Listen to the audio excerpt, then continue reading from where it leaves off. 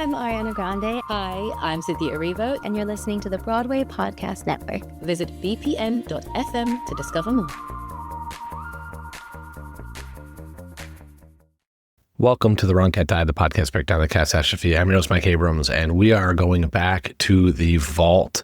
I was very fortunate last year in 2024 to be able to record a bunch of episodes with the creative team and the cast from the Perlman Performing Arts Center's production, Cats, the Jellicle Ball. And I am thrilled that this production is going to be transferring to Broadway. And I'm very excited for what they're going to do at the Broadhurst Theater this upcoming March. So for the holiday season, for Thanksgiving and Christmas, I decided to release a couple of the episodes that we did during last year's run. This episode is with the legendary André De Shields. I was very, very, very fortunate to be able to sit down with André at his stage, like at his throne, at the PAC when we recorded this episode. We actually had it on video, which you can see, and you definitely should check it out. This was originally released on September 3rd, 2024, and was episode 184. And this is one of the most iconic human beings out there that was sharing how he thought about being Old Deuteronomy and a lot of really interesting backstories and ways that he approached the role. So this is arguably one of the most interesting episodes that we've ever had on the show. And I wanted to make sure that we re-release this during the holiday season. So enjoy this episode. There's a cat over here. There's a cat over there. And the wrong one died. And the wrong one died.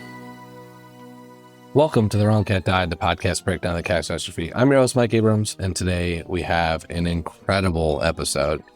We are working with the Perlman Performing Arts Center reimagined production of Cats called Cats, the Jellicle Ball to bring you a series of episodes during the run. I had the privilege of heading to the PAC to film live after the show with Old Deuteronomy himself, the legendary André De Shields. What you're going to hear is our conversation after the Sunday matinee, where we discussed everything about his time in the role and his incredible experience as Old Deuteronomy. So sit back and enjoy our conversation with André De Shields. Welcome to The Wrong Cat Died. My name is Mike Abrams, your host, and I am here with André De Shields. Thank you so much for being here. It is amazing to have you here. I want to start at the beginning because you're a legend in Broadway and you've had a long career. You've been around to the point where I want to know, how many times have you seen Cats before this production? What was your Cats history? Did you see Ken and see the original production? And of course I did. 1981, I think the date is. And Ken Page and I had worked together twice before. So we were used to supporting. Yes, from the Wiz, definitely. The Wiz, Ain't Misbehaving. Mm-hmm. In 81, he created the role of Old Deuteronomy. The role you're playing now. And I certainly was impressed with the spectacle of Cats. I realized then that there really wasn't any significant storytelling that was being had outside of the personalities that were created for the Cats by T.S. Eliot. Yes. But still, it was diverting and it was entertaining. And it made $3 billion for Andrew Lloyd Webber. So in the industry, we call that a success. Yeah. And I saw it several times after that because a few of my colleagues followed Ken into the role. Also, a very good friend of mine, Marlena Danielle, has the singular distinction of the one cat that did all 18 years of its run on Broadway. As Demeter, I believe, right? As Demeter, yes. Wow. Okay. So you were obviously familiar.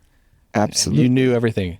What was your thought when you first heard of this version's concept of the ballroom interpretation of that. We're going to merge these two worlds of Cats, which has a long history, and Ballroom, which also has a long history. This version of Cats is co-directed by Jalon Livingston and Bill Rausch. They approached me in the winter of 23 when I was doing Death of a Salesman. And they said, we need you to do Old Deuteronomy Redux. When they explained to me the idea that they were superimposing on the score and the text that I was familiar with, I said yes immediately, although I was already doing 8 shows a week. Yeah. I said yes to doing the experimental contract in January, February of 23, because I knew immediately it had a pedigree, their concept had a pedigree of being revolutionary. Yeah.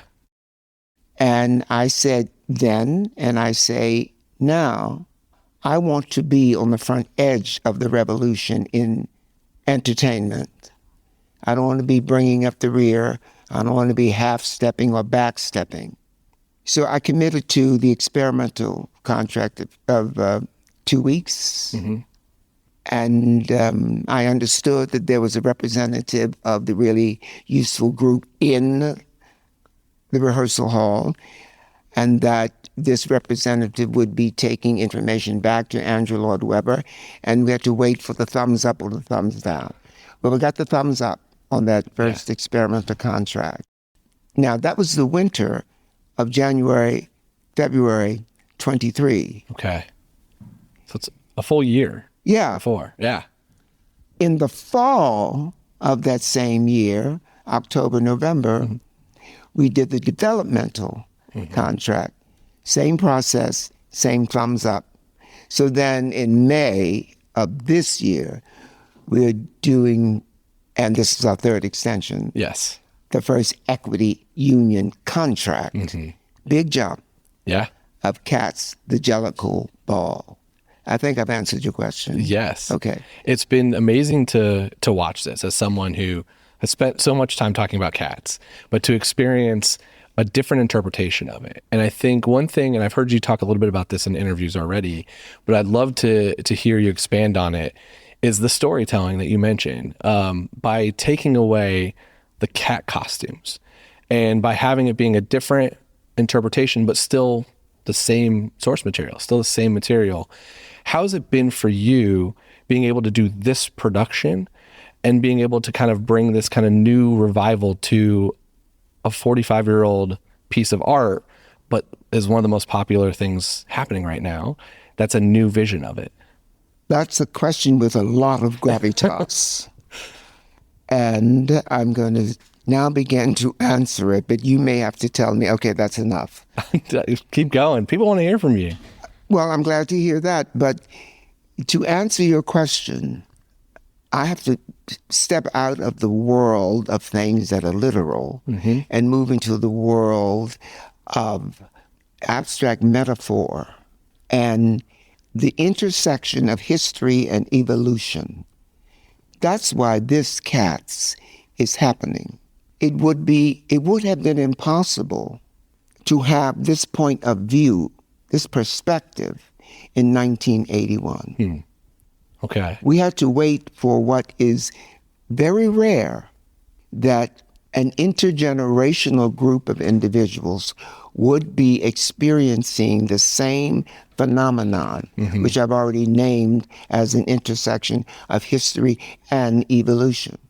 What I'm saying is the community, the multitude of voices that are represented in the Jellicle Ball had not formed as a community in 1981. The ball culture existed in 1981. Yeah.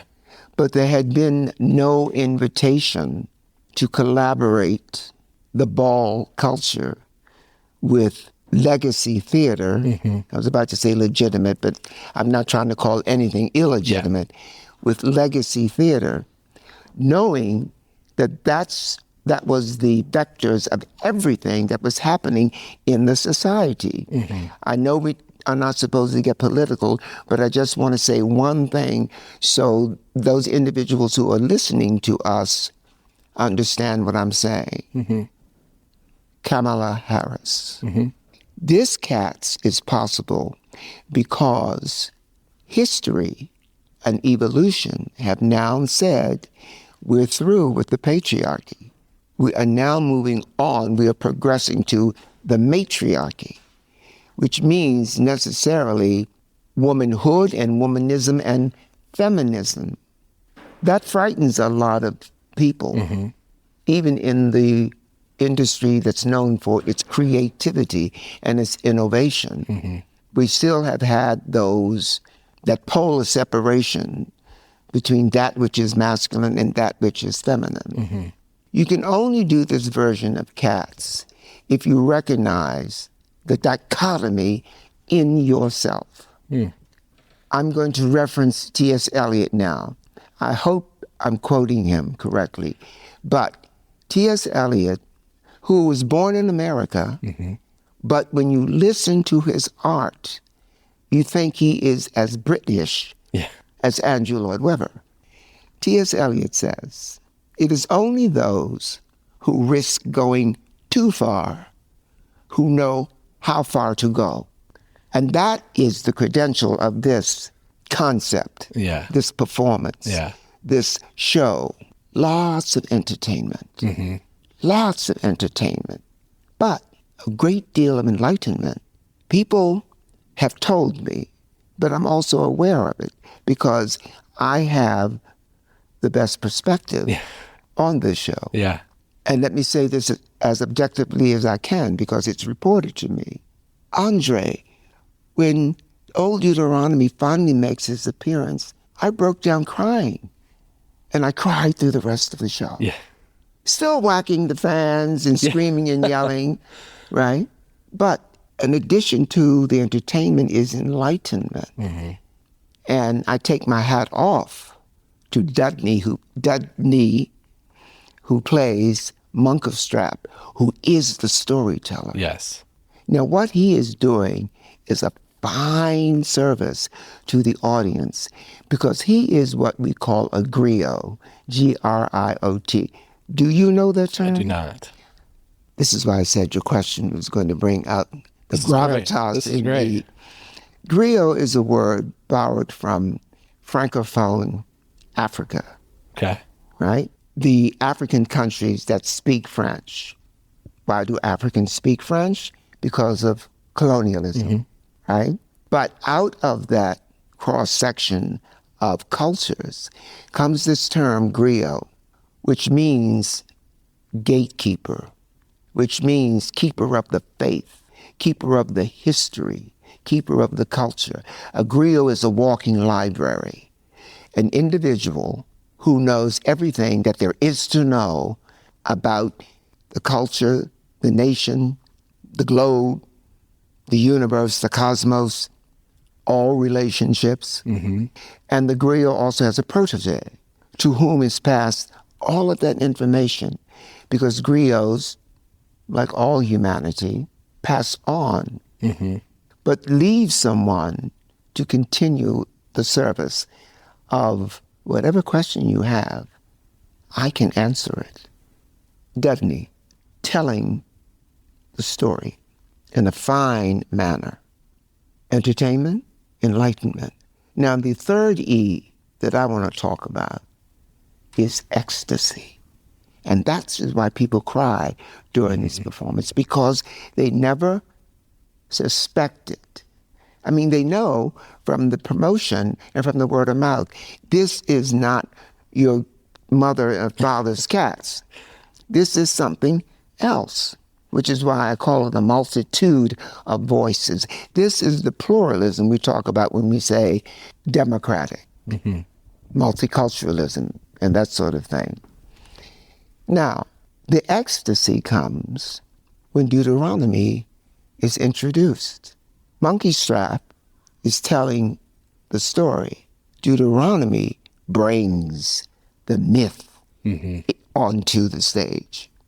This is why the Greeks, from whom we in the Western world say we borrowed our culture. But this is why the Greeks built amphitheaters that would seat an entire nation state, 20,000 people, 40,000 people, because they believed, because no one had scaled Mount Olympus at the time, they believed that in that mist that ringed the mountaintop lived the gods. But they, with the proper ritual, would come down from the mountaintop, walk among us, and do the thing that we still come to the theater for. A theater is a temple, just like a Jewish temple, just like an Islamic mosque, just like a Christian church. This is the fourth institution where the 5 necessary questions are answered. You have to answer a question. You have to resolve a crisis. You have to lift a burden. You have to break a yoke, take that albatross off the neck of the people who have come for redemption. That's why we come and sit in a dark place with strangers. It's a kind of atonement, right? So that's what's happening on this runway, which leave people screaming at the top of their voices, gagging, as we say. I came out the other day, and in the ball culture, one of the grandest compliments one can receive is, "You ate that bitch," which means that you brought it, right? Someone screamed that out to me when I entered the other night. Wow. Yeah, wow. There's no other forum that you can do that in. It's almost encouraged in this production. There's the announcement in the beginning. Let me put it this way. It's invited. Yes. Yeah, it's invited. It's so interesting to hear you talk about that from that perspective. And because there's always been a conversation about the Jellicles being a religion or a group and together. Well, okay, so you've answered the question for yourself. We're going to take a quick break and then we'll be back for more of The Wrong Cat Died. When I had to approach the recreation of Old Deuteronomy, and my hat is off to Ken Page, because the first thing I did was go to the original Broadway cast album and listen to him. And check it out, all of you who are listening. Old Deuteronomy, who is the DNA of every cat, sings 3 songs in the entire show. Now, that's the 1981 version. In the 2024 version, he sings the 3 songs, but he walks the runway also, which is a song unto itself. It reveals a lot about Old Deuteronomy that doesn't have to be sung or spoken. Monka Strap is delivering the storytelling. Old Deuteronomy is bringing the myth.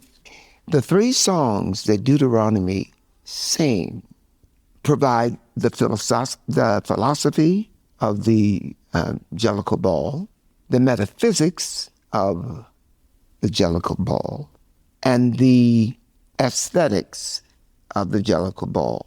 Now, you put that all together, you could have a religion, but we're not preaching religion here. But we do have a set of tenets. You see, Monka Strap brain the tablets to Old Deuteronomy, and we do that deliberately so people think, oh, Moses, right? The 10 Commandments. Well, yeah, that's a great reference, but these are not the 10 Commandments. They are the 10 tenets of being, or of addressing a cat, right? It's the moon too, right? It's the the Jellicle moon, right? The phases of the moon. Everything that we all know about and experience, but has never been brought together in this crucible so that it can be an ecumenical experience for 500 people. So it's so interesting to hear you talk about this, because it's for everyone who's seen it. It's, they've gotten to experience that. And you're right. You sing your two songs, Moments of Happiness and Dressing the Cats, but you have your moment. And it is a moment where you come out and, I mean, the show stops. Yeah. Everyone around here has that moment. Right. And there's the André De Shields, there's you coming out, but there's also Old Deuteronomy. Old Deuteronomy is as the character that is here to start that process. And I think a part that I'm interested to hear you talk a little bit about is we're sitting here for anyone watching, but for everyone listening, we're sitting on your throne, which is the judging table as well for the ballroom moment. And that's where we start when you come out, the categories and the competition.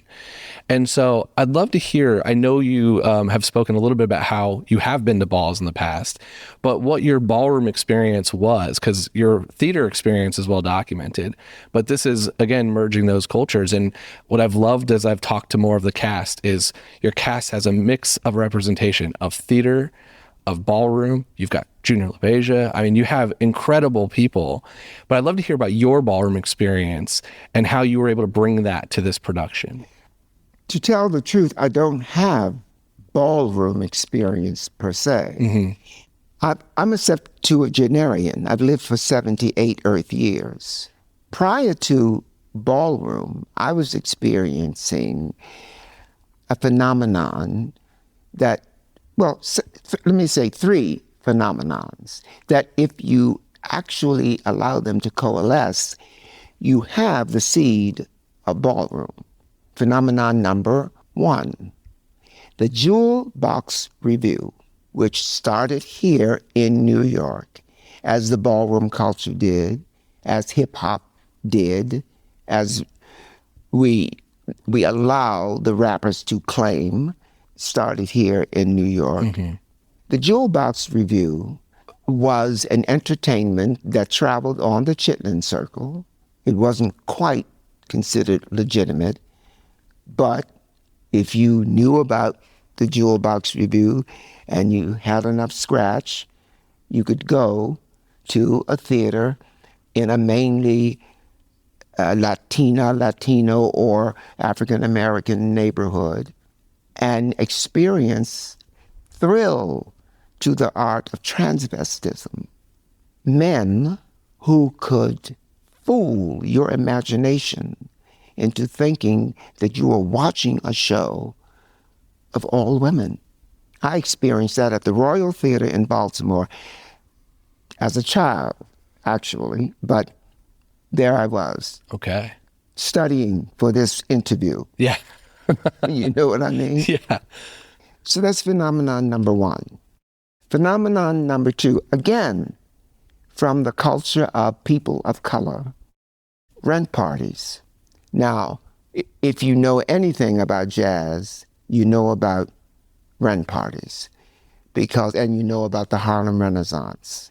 Because when you could not afford to pay the rent, you would throw a party, and the host of the party would provide dinner, right? Fried chicken, mashed potatoes, potato salad, catfish, greens, chitlins. So that's called the chitlin circuit, right? And then invite the neighborhood or the hood to come and have a good time. But you know I have to pay my rent. Mm-hmm. So when you arrive at the door, we measure your waist. And however big your waist is, that's what you pay to get into the rent party. Wow. Now, it wasn't done in dollars. It was done in pennies, nickels, quarters, change, that kind of thing. But it got the question answered. It got the problem solved. They got the crisis resolved. It took the albatross off the neck. The person wasn't evicted. And you had a great time. Yeah. And some of the things that happen at these rent parties would blow your mind. There was always a back room at these rent parties where there was a specialist, not a chiropractor, not a physical therapist, but a specialist. And the concept is you could either shower or get so drunk or have someone pour some kind of liquid on you, go into this back room, lie on the table, and be licked dry. Wow. Wow. Wow. That's a challenge to the ball culture. Yeah. We're not going to do that at the Perelman Performing Arts Center. Okay. No back room. That's But you take all of those ingredients. and that's your ball culture. You got a ball culture. Yeah. Yeah. And so you have that history and you're pairing it with people who are legends and icons in the ball scene. Right. What was the process when those worlds merged?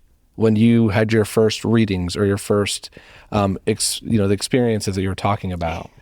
There has been a merging of the cultures, or at the very least, a collaboration.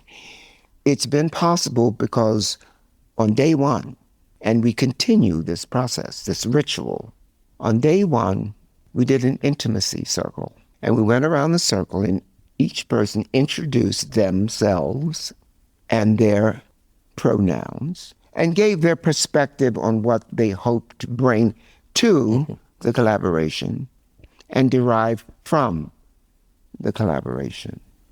It's a very intimate process because what you are doing metaphorically is getting naked in front of a group of strangers. But that's what you have to do if you're going to tell the truth of the ball culture, which is happening on this stage at the Perelman Performing Arts Center, but could not have been possible without the intersection of history and the culture that has been traditionally marginalized to the edges of society, who are the ones who can live, display, and tell this story. This is authenticity on the stage. This isn't pretense. And you can only do this if you have struggled all of your existence to discover your best self. And your best self is always a spiritual journey. The audience that comes in here knows that's what they're going to get, which is why we have repeat audiences now. A lot. Yeah. Very much. We met somebody we heard that has been here 18 times, and you get a different experience each night. That's incredible. So actually, it's credible. That word is overused so much, incredible, that it's almost obsolete. I know what people mean when they say, oh, that's incredible. But incredible means it's not to be believed. That's what incredible means. Very true. Right? Amazing. Well, that's a tied exciting word. That's a tied word too. Yeah. And we're now making awesome a tied word. You offer somebody a piece of gum, they say awesome, totally. Yeah. What would be your word for this? It's a sentence. These are cosmic indicators to remind us that in our differences we are all the same.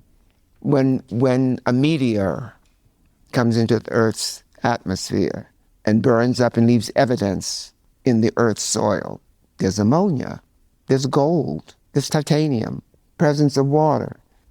We are made of gold, arsenic, ammonia, titanium. So what's the big deal? There's a big fire up there, and it's dynamic, and it's exploding all the time. We're the little version of the big fire. We are dynamic. We are changing. We are exploding all the time. Everything is changing. It's coalescing now, so you can actually witness the change happening intergenerationally, which is what I was talking about in the very beginning. Is that your biggest takeaway? Like, what's the one thing, if somebody's walking into this show for the first time, what's the one thing you hope they take out of this production? All right. This is going to be circumspect. Okay. But I'll get to my point. Okay. I have to go back to how I approached creating this character. And everything that I've already shared with you said to me, when I reached the amalgam, it said, you have to do what is done in the world of religion. When you read scripture, they call it exegesis. when you deconstruct the scripture of any religion, you are performing an exegesis. You are discovering the knowledge within the thought, exegesis. So I said, I have to turn this on its head and now create a scripture that the audience has to exegete. Now, ball culture is indigenous to the United States of America. Mm-hmm. But now it has a global existence. But in terms of exegeting this score and this T.S. Eliot book, what you have to concentrate on are the three major religions of the United Plantations of America. Okay. Those three religions are Christianity, Judaism, and Islam. Mm-hmm.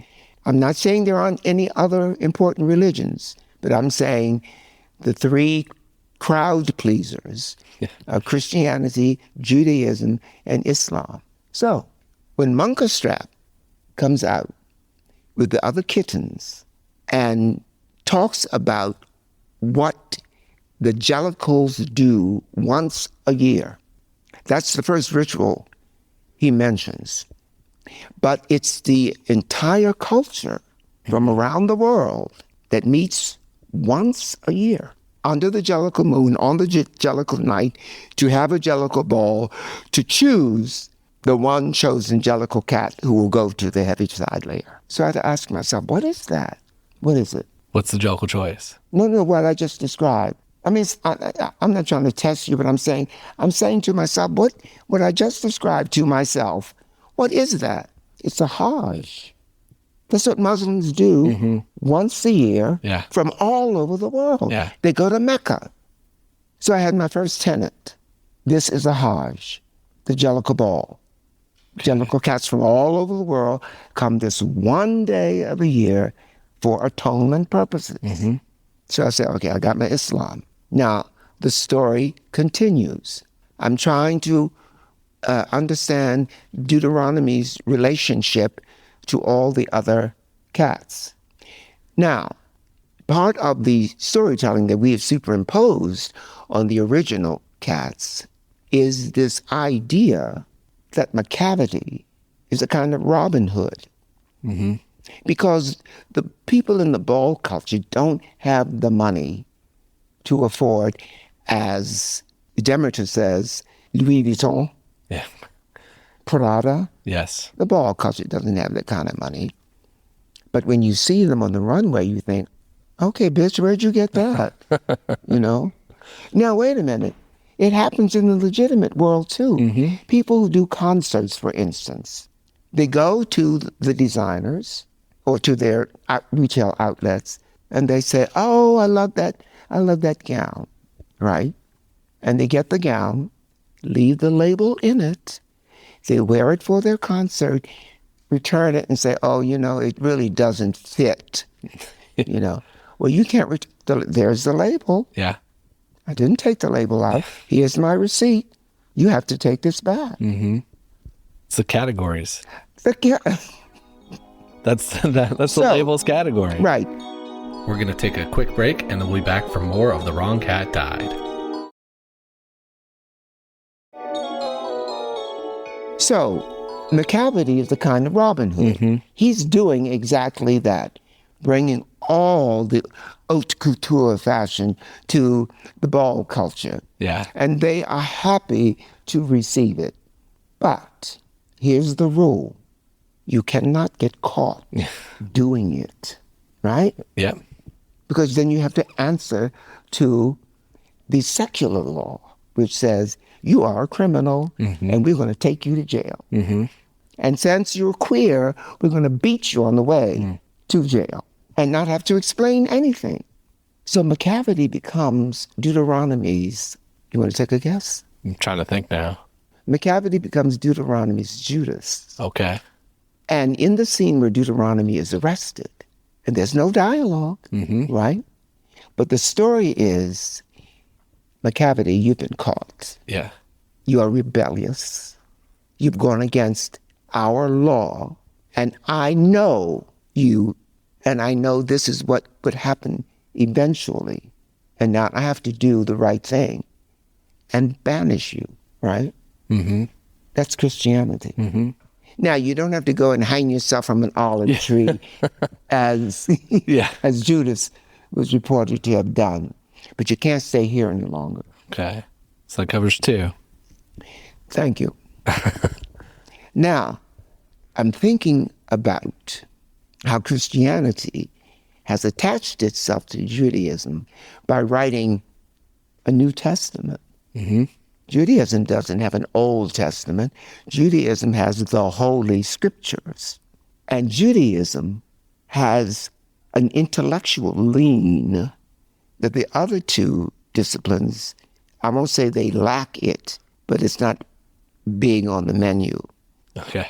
With Judaism, you are invited to be skeptical, question law. And by questioning the law, you make it even more true. When I had those 3 revelations, I said to myself, and having been listening to Ken Page, I said, I know how to recreate Deuteronomy. It's incredible to hear the thought process behind that. I've spent so much of my show and talking to people from all the different casts, thinking through plot and story. Right. And this is different. And so it's been so fun to see how this is a reinterpretation. And I've kind of told a lot of the Cats haters, the ones that have years. Are there cat haters? Not of this show, but of the 80s right, version. That became a fad. And everyone that's come to this production has loved it. And it's the storytelling. It's the clear storytelling that you've added and cleared up in some cases. And I think by not being in a cat costume and the amazing... Right, no whiskers, no fur, no tails. But it's also Greek in the sense that we are the gods. Mm-hmm. And we have come down this one night to demonstrate for you what the journey is, what the purpose of this life of gravity on the earth plane is about. Mm-hmm. So now I got to ask you the most important question. In my opinion, what my show has been centered around is I'd argued, and not from this production, but just in general, that I didn't think Grizabella was the correct Jellicle choice. And so I want to ask you wait a minute. You have to give me the reason you don't think that. Well, it depends on how you interpret. So I want to ask you a question first, and then I'm happy to give you my reason. But as Old Deuteronomy, I want to know, what is the criteria to be the Jellicle choice? No. I'm not a fool. No. I'm not a fool. You don't think Grizabella is the correct choice. Why do you think that? I'm happy to give mine. So come on with it. So I believe, depends on what your interpretation of the Heaviside layer is. And my interpretation was that it was being sacrificed. It was death. And to have a Grizabella come back and have this family redemption and be accepted in that moment, and then to immediately banish her. Now, in the sense of that she's not ready, that she doesn't have a life to live. I want her to stay 1 year. I want her to be next year's Jellicle choice. I want her to have 1 year with her family, and I want Gus to go, who's lived a very thoughtful life, has done their time, and they can go this year. So that's my argument. Well, if this were Jeopardy, the buzzer would go, wrong answer. Okay. Let's go to the end of the play first. When Grizabella ascends to the Heaviside layer, what is the infrastructure she uses? In this show, the stairs. We've got the staircase. We've got a staircase, right? A ladder. Come on, help. You better talk to your producer. A ladder, stairs. Where does it take place? Takes place in New York. In New York. So what is that? That is a fire escape. Fire escape. Okay. Fire escape. Right. I mean, that's not a puny idea that it is a fire escape and that it is on the outside of a building, an old building, and that when she walks through the door of the fire escape, what do you hear? You hear the New York noise. The sounds of New York. Yeah. Right. So the Heaviside layer is not death. This production, I think, has ruined my argument. Okay, well, I'm going to ruin it even more. The Heaviside layer is not death. You know how we say cats have 9 lives? The Heaviside layer is a 10th life. Okay. So does she not come back to this ball, to this family? Oh, yeah, she has been received again by the family. She is atoned. She is redeemed. She is loved. She is beautiful again, but she never lost her beauty. She never lost her beauty. What did she lose? She lost her family. No, she didn't lose. She didn't lose. She almost was exiled, it seemed like. No, she wasn't exiled. No? No. She wasn't exiled, and she didn't lose the family. There's a little bit of loss of confidence. Ah! Thank you. Yeah, I mean, that's what it is. This is André De Shields, not T.S. Eliot. You cannot give your heart or your love to someone else if you haven't first given your heart and your love to yourself. I agree completely. Right. Now, the theater cat, Gus, agrees with you. He thinks he deserves to go to the Heaviside layer. And why not? Each of the people, individuals who walk the runway, is vying for the opportunity to go to the Heaviside layer. But remember the 5 questions that we have to answer? Who, what, where, when, why? Yeah. What is the lesson that's going to be learned if Gus goes to the Heaviside layer? Or any of the other kittens go to the Heaviside layer? What is the lesson that's going to be learned? There's less of one than the redemption of... Right. So the most cogent and comprehensive lesson and the greatest amount of exegesis you can receive from this experience is if Grizabella goes to the Heaviside layer, because Grizabella is a woman. So what do I mean? I've got a follow-up question for you after, but go ahead. Okay, but what do I mean when I say Grizabella is a woman? By the masculine perspective that has ruled the modern world for as long as anyone can remember, and in a similar category as people of color, women are the scourge of the earth, essentially because they're not men. But they are excoriated, they're punished having committed no crime, they are not allowed to be liberated individuals. So what we are doing here is reminding everyone who comes into this forum that the paradigm that is staring at us from the horizon is represented in this play by felinity, which is the surrogate for femininity. That's why we have to choose Grizabella and why the sacrifice is Deuteronomy. So I'm going to go back to my first question I asked you about this. But do you understand what I'm saying? I do. The sacrifice is Deuteronomy? Meaning, so... He's the one who's arrested. He's the one who's taken to jail. Right. So yeah, from the McCavity part. But I'm going to go back to the first question of the criteria. So you said the idea is it's a lesson. It's the ability to teach the audience and the Jellicles and everybody at the ball this lesson. Yeah, the audience learns through the Jellicles, right? Yeah. Next year's ball, is there another lesson that has to be learned? Is this an annual thing? Well, the ball is annual. We got through that. But lessons are endless. That's what life is about. So Grizabella goes this year. Who goes next year? We don't know. We have to wait until we have the ball. We got to let everyone. Yeah. Because that's where I go back to criteria of what is it different every year? Is it the same every year? Is it a lesson this year and it could be who had the best dance move next year? Yeah, but you never win the journey to, let's say Hades. but there's a similar lesson here. Yeah. You don't get chosen for the journey to the Heaviside layer because you have danced the best or looked the best. It's because you deserve the lesson.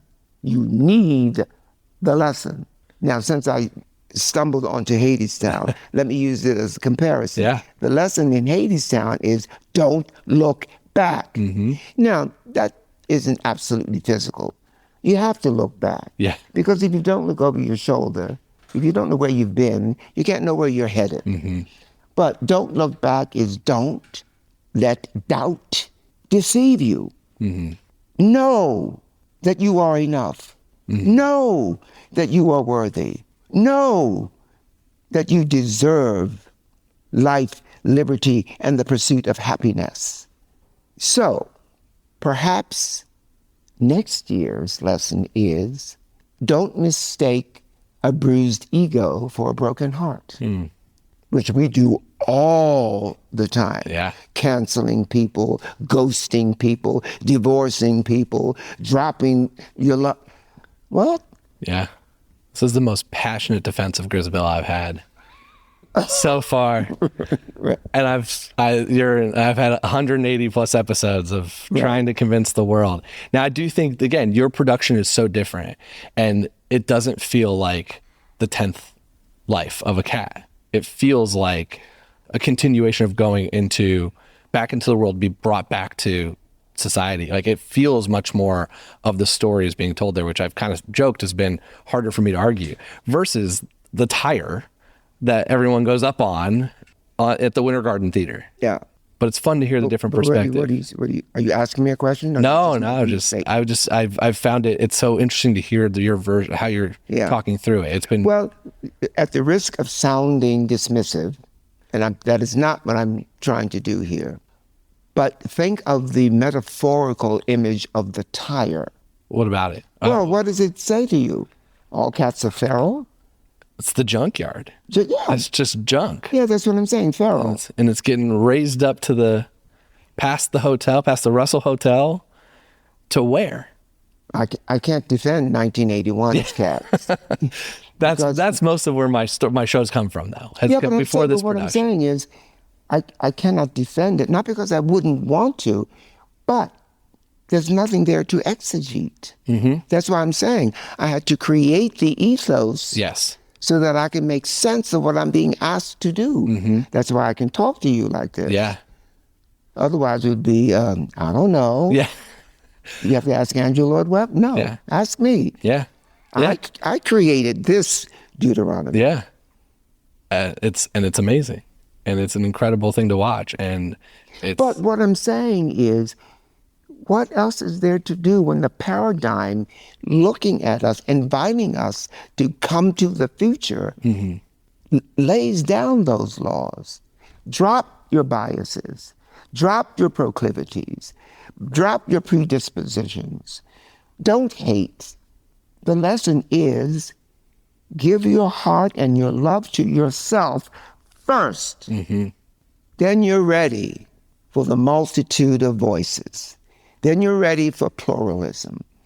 Then you're ready for the people who don't look anything like you. But you don't, who am I quoting now? Do not curse the darkness, light a candle. I know that's that's not true. I'm quoting somebody, I can't think of who. Don't know who that is. Right. This has been so fun to talk to you and hear how you created this and the vision that you've put together with an incredible group of people. And stop using that term, incredible. I'm gonna have to stop. Phenomenal group of people. Right.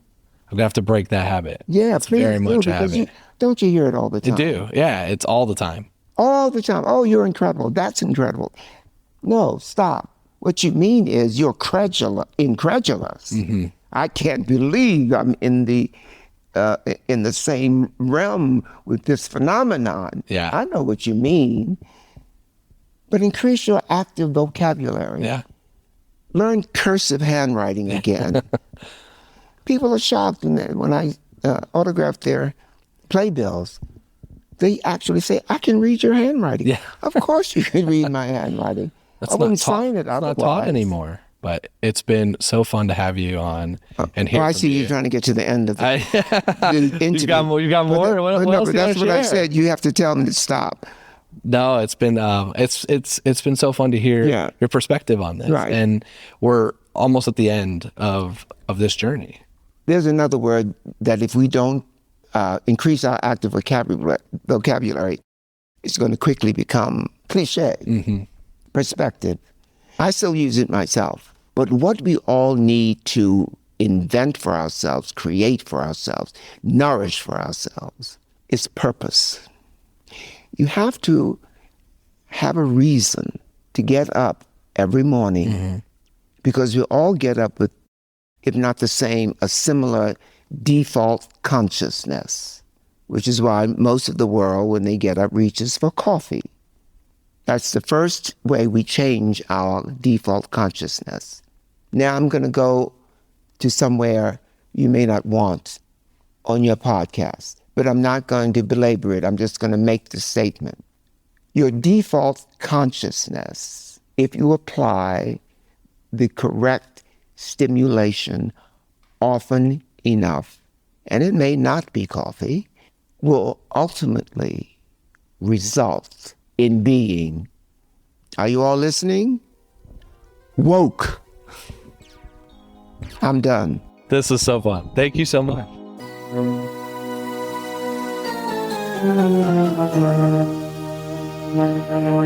Thank you for listening to this episode of The Wrong Cat Died, the podcast breakdown of the catastrophe. To follow along, you can subscribe on Apple Podcasts, Spotify, or any other listed podcasts. Follow us on Twitter, Instagram, TikTok, and Threads at The Wrong Cat Died, or check out our website, thewrongcatdied.com.